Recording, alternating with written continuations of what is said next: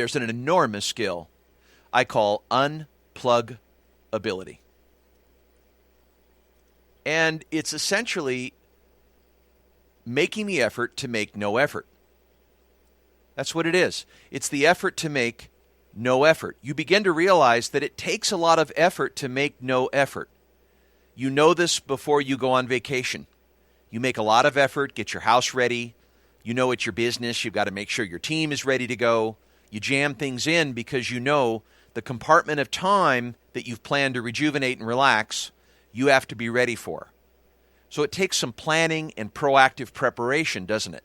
It requires anticipation because you value the quality of that time. So we have to work really, really, really hard to shut down our minds and stop thinking about all the things that we have to do. Now, in the modern age, one of the most difficult habits to develop is how to get our minds back, how to get our attention back. We're in such busy lives that they've become overly complex. We have so many things happening at one time. In this full spectrum of attention, we shift from thing to thing so quickly, it's no wonder that we don't have the depth that we really desire for things. Efficiency, in many ways, is a defense against depth. A depth of understanding, a depth of grasping what we can see and what we can experience.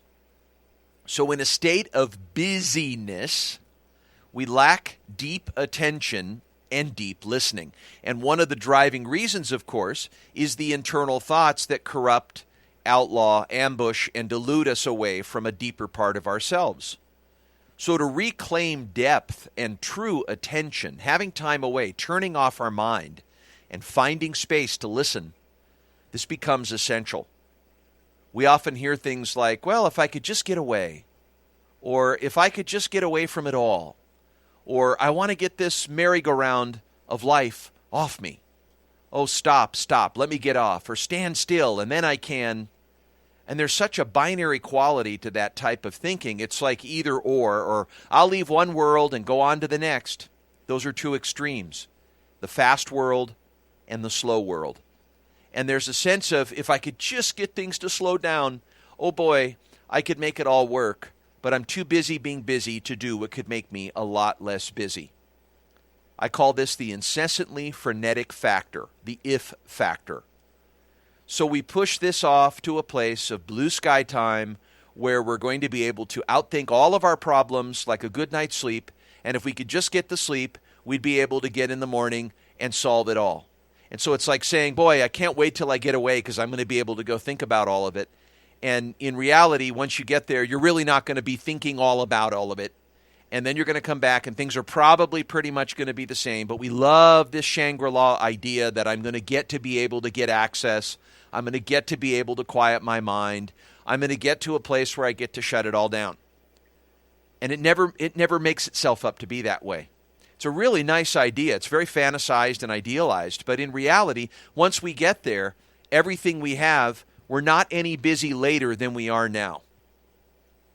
And one of the biggest problems that we can actually solve is to stop trying to solve all the problems.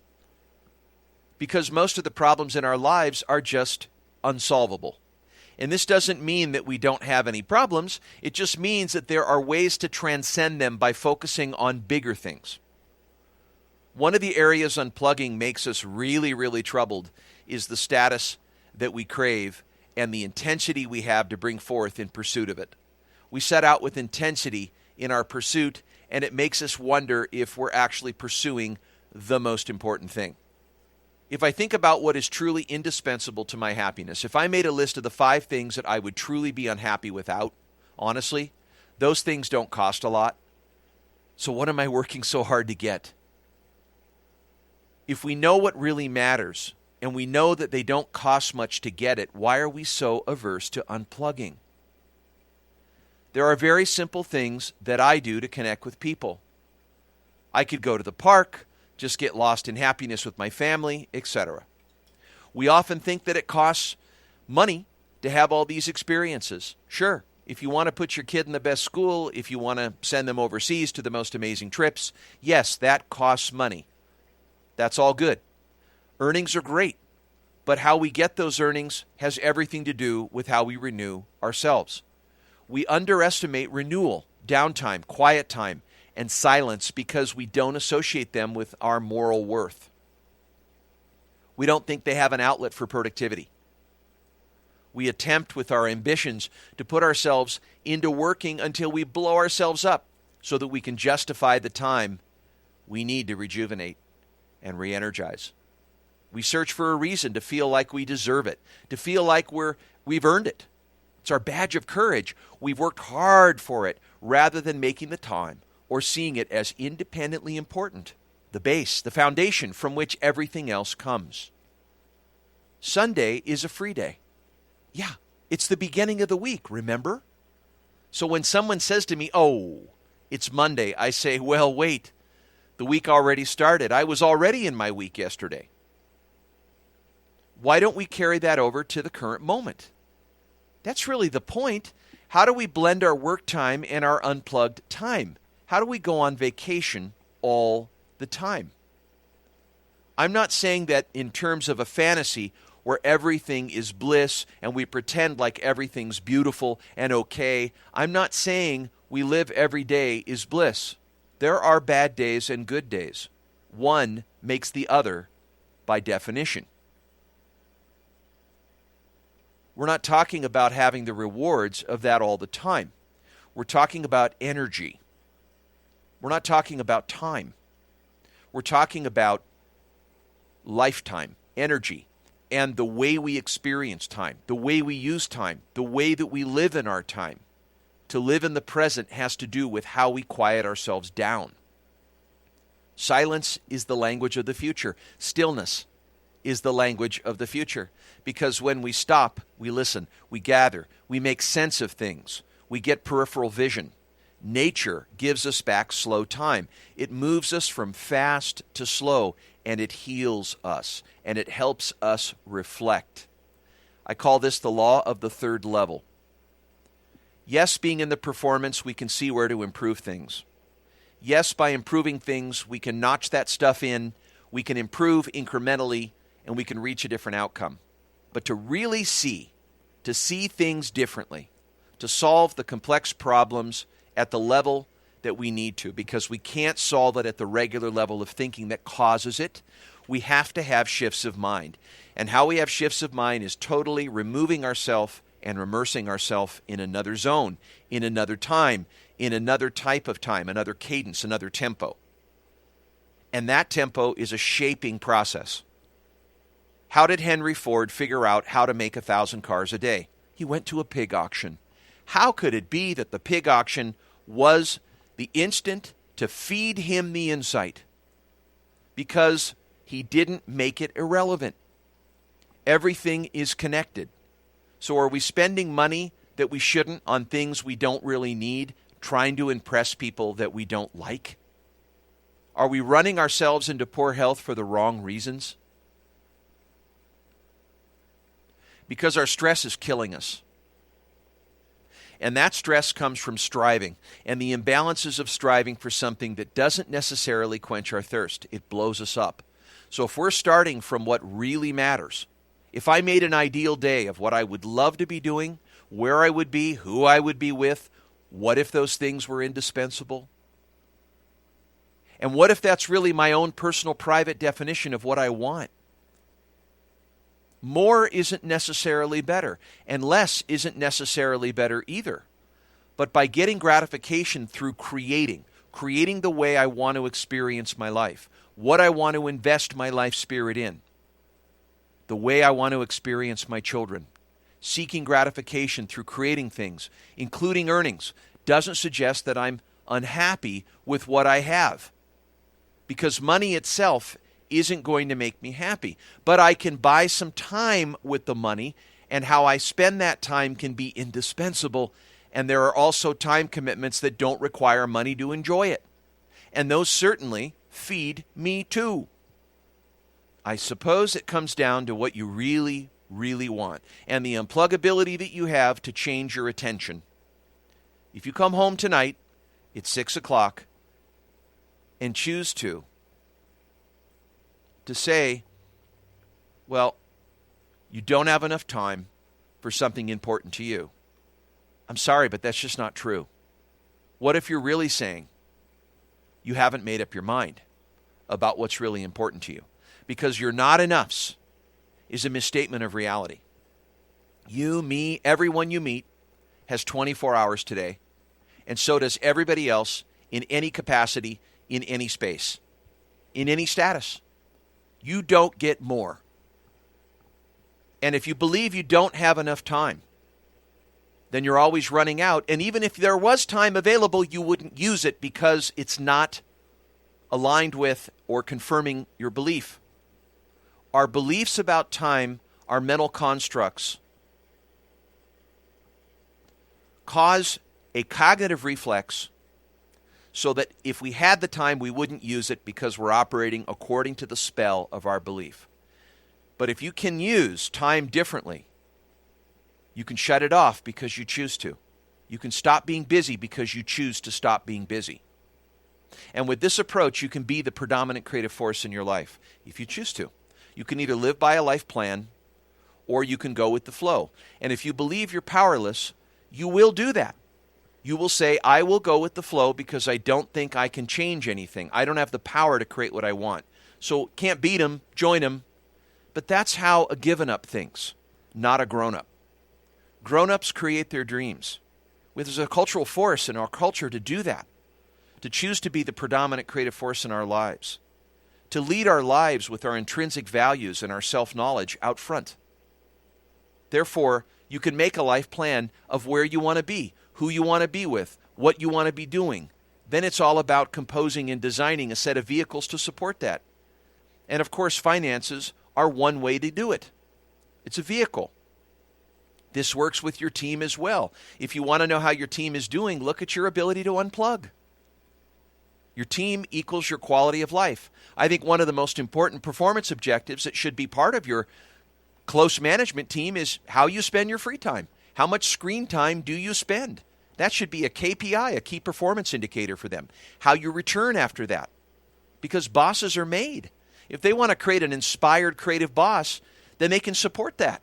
If they want to create an irritated, frustrated boss, then have them do work that doesn't work, not meet your expectations, not perform the work, not pull their weight. Bosses are made. A good way to know how your managers are doing is to ask how well they insulate you, truly.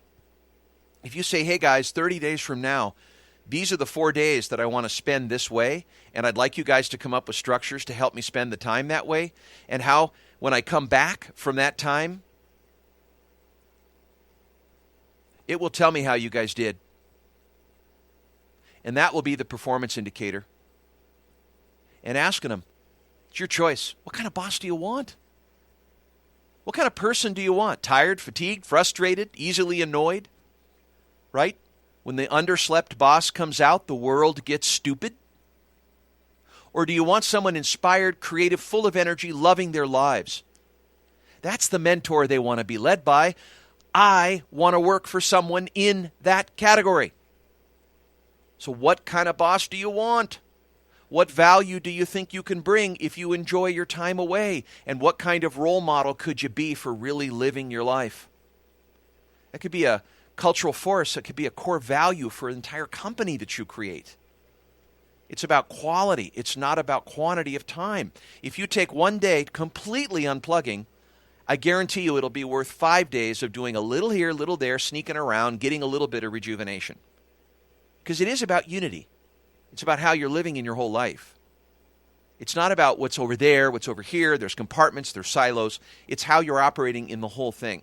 It's how you're learning to orient yourself as a creator and to hold life, and how you hold space is the most important aspect of your leadership. Monkey see, monkey do. If you do it, they'll do it. If you're afraid that other people are going to run off the reservation, then you're afraid to go live in your life because you're trying to manage with self-deprecation. You're trying to be around there all the time because you're afraid that people aren't going to do what you expect. Well, then you either have the wrong people or you have no leadership. If you have a vision, then even the remote control workers give a shit about that vision, and they choose to because you're creating a culture of consent. So what's that got to do with you having to stick yourself around, staying around an afternoon on a Friday just because you want to look like you're busy and pretend? That's bullshit. End it right now. Kill off that old part of yourself. I can't leave work today if I get everything done by 2 o'clock. I can't leave work today because other people are going to mess around. Bullshit. Challenge those assumptions. It's not cats away, the mice will play. If that's what your organization has come to, then it's all about management. It's not about leadership. What kind of leadership are you giving these people? Because true leadership is about them doing it for themselves. It's about choice. It's about consent. I've never seen a culture really shaped by a leader. It's the people in the organization that shape the culture. You just set the tone. You're a convening function in the organization. That's a direct reflection that maybe it's important to look at shared vision. That's a direct reflection that you don't have the right people and that you don't have enough give-a-shitism in the organization. Gas leadership. People don't give a shit if they're only doing the things that they copy you doing. If they do give a shit, then they're focused on being there because they want to be there and they think they can get there. They showed up. Not because you're always there. That's an excuse. What a silly reason to motivate people. You teach them commitment because you're there when you don't need to be. You're the invisible hand that guides them. You're being there while not being there. And I think we have to be honest about that.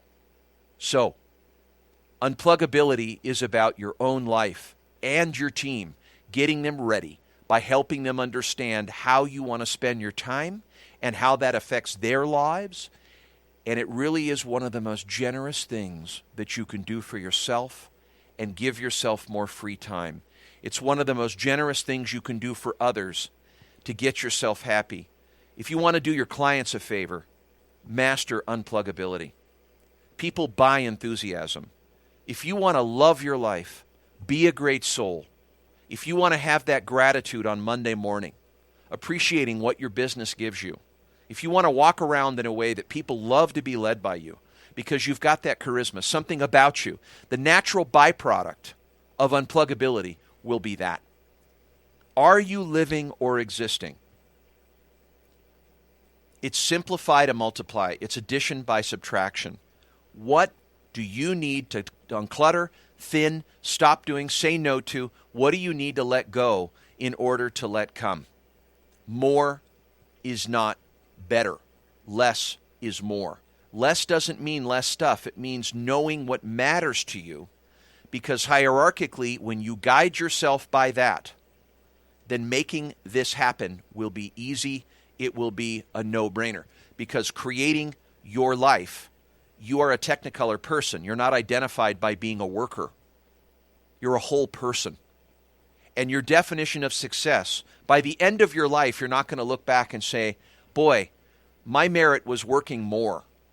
You're going to wish you hadn't, because your experiences are what really make the best investments. And those experiences they're unscratchable. They're unconquerable. You can't have them. Time doesn't come back. You can't get it back. So pay attention.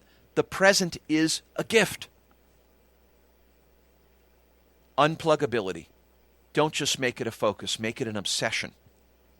And the days that you take, I'll guarantee it, the days that you take and the more rejuvenation that you get, and the better you get at making effort to make less effort, and the more you come back from those days rejuvenated with gratitude and putting that effortlessness back into your business out of appreciation about what you get to do, you will have the highest production year of your career. I challenge you on that. Because it's not about the hours. It's not about the hours. It's not about the amount of time that you put. It's about the quality of energy that you can generate in your life. And you get paid for that energy because a machine that's commoditized will never match that in the marketplace. You get paid to be creative, and that is the uniqueness, the differentiation of being a human being, is being creative in spirit. And how you do that is according to how you unplug. It's not about how hard you work. It's about how smart you work. And you'll think different about the remaining time you have around the unpluggability moments in your life. You'll get more focused around the rocks and the boulders because you only have so much time, and the demands on you will have to be very well managed because you don't mess around. You're being your own bouncer of your unpluggability commitments. Who do you want to be with? What do you want to be doing? Where do you want to be going? Bring the content on. It's completely up to you. Psych yourself up. Schedule your whole year of days that you're going to unplug and watch the motivation rise. You'll go to the stratosphere. Thank you.